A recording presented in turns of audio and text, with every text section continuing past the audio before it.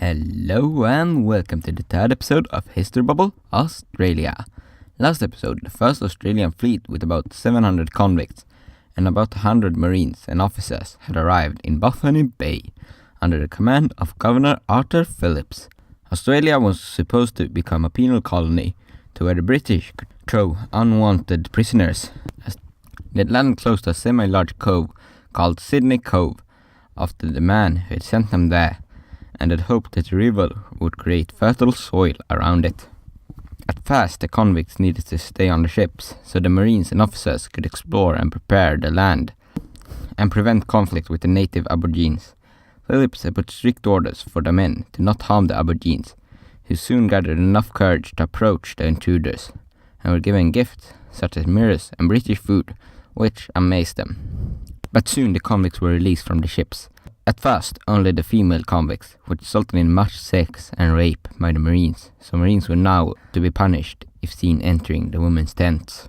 Soon the males were also disembarked, but before that had happened, many had escaped the boats into the bush. With the convicts off the boats, the relation between natives and foreigners decreased as Aborigines attacked and even killed convicts who had stolen their tools and canoes. And because the authorities did nothing since they could not pin down the perpetrators of these crimes, convicts created punitive expeditions to get revenge for their fallen brethren. But these often resulted in more harm coming to the convicts, as the Aborigines were much better fighting and both stronger and faster. One time, when 16 men set out to kill Aborigines, 1 man died and 7 were injured, and not a single Aborigine was severely hurt.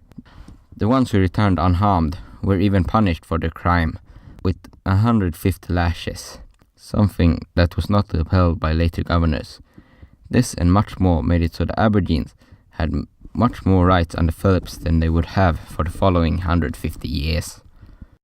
This does not mean they had it any good, as most of the population was being wiped out by European diseases, and Aborigines were often found by convicts just laying dead in the high grass of the Australian bush. Soon a French ship was spotted on the coast of Australia, making Phillip realize that he needed his colonization to start soon, so he sent 22 men under the command of Philip Gidley King to colonize Norfolk Island. One problem encountered was the building of residences. Another building, as good trees were in short supply, as well as skilled labor, since they did not have a single professional sawyer, and only 6 carpenters for all the houses. But there was another way to build houses, with bricks, and the colony had only 2 brickmakers and 2 bricklayers, and as soon as suitable clay was found, they got to work. But also here problems were encountered, as the limestone needed for this could only be found in seashells, so only a single good house could be built with the rest using sheep hair and mud between the bricks. But this was far from the biggest problem, as the belief that Botany Bay was fertile and good for farming was completely and utterly false, and the harvest of the first year was nothing, and the second it was minuscule. They only had with them food for 2 years on the boat, and had already lost some of it because their animals had either ran away, got stolen, or died. Especially devastating was when 5 out of their 7 cattle ran off into the bush. Another problem was that while their weekly ration was big enough for a week of work, the meat that a lot of it consisted of was mostly bones, and they had almost no source of vitamin C, leading to scurvy.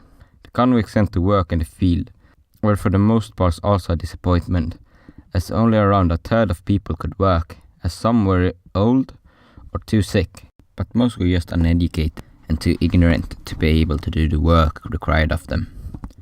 There was only 2 semi-stable food sources of the colony, the first being fishing, with the waters in Sydney Cove holding substantial amounts of fish, but they only had a single professional fisherman, and not many could do this work any good, and besides, convict hated fish, and would rather have a single pound of meat than 5 pounds of fish, at least before the famine struck. The second was the government farms in Parramatta, a place located a bit away from Sydney, where the grounds were much more fertile, but these were small and not thoroughly plowed, so still gave only meager amounts of food. Convicts also often stole food even before it had finished growing. Even without this, it would never have been even close to enough to feed the whole colony. After a year and a half without much new food to the colony started to go desperate for a solution for the food shortage. The first thing was for Philip to send a ship to Cape Town to supply them with a few months of extra food. But this was only a short-term solution for the problem, so he made another gamble and sent out 280 of the convicts to Norfolk in hope that its supposed fertile soil could supply them, and that King had prepared islands for real colonization. And after it, one of the ships would sail for Canton for supplies. But this failed, as one of the ships crashed into the cliffs of Norfolk Island. But luckily there was no casualties, as all people were managed to be rescued and were picked up at Norfolk or onto the other ship. Soon rations were lower, so the convicts were just about to work, but work hours were also reduced to 6, so each person could cultivate his own vegetable garden. But less food led to less productivity, and so also less food. Thus they soon only had a few months of food left, and the rations were reduced even more, and people became more and more desperate in the search for food, selling everything, clothes, tools, and even their bodies. People also started stealing more, even as punishments became larger. Some even got 1,000 lashes, or were even hung for stealing food. All sympathy and compassion seemed to have been lost as the famine started to spread through this wretched land. This was especially true for the Marines, who had now got the same ration as convicts, and also as the convicts had lost most of their clothes, which they deemed a great injustice. Many of them needed to feel superior to the convicts, so to do this, started to almost arbitrarily punish them. But after many months of living on the edge of starvation, the first ship of the Second Fleet was seen on the horizon. Australia had managed to pull through. But this did not prove terribly useful, as the ship carrying most of the supplies had been lost, and half of the new convicts were very ill and brought only as extra mouth to feed. So they gained a little and lost a lot from the arrival of the Second Fleet, and Philip wrote accordingly to England. But before he regarded to reach inland, another fleet with unfit for work convicts was dispatched, this time with over 1,500 convicts. At least these fleets proved that Australia had not been abandoned, and brought some much needed food, which was enough to pull the country through the initial crisis. So a year later, still in 1791, there was hope that the colony would support itself, but Philip stressed that this would only be possible if free labor would arrive, as the convicts had no incentive to work, and feared punishment only slightly more than they hated labor.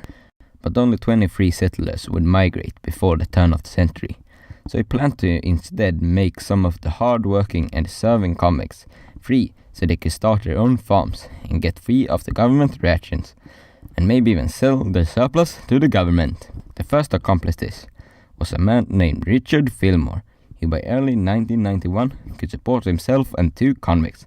But first land grant was given to James Roos, who had been a farmer in Cornwall and knew the craft, so had gotten him and his family free by working the earth way more professionally than any others, resulting in a better yield, and was given 30 acres by the government. By late 1992, 1,500 acres were under the hoe, 500 of which were privately owned by 60 former convicts and about 15 free settlers. So things were looking up for the colony.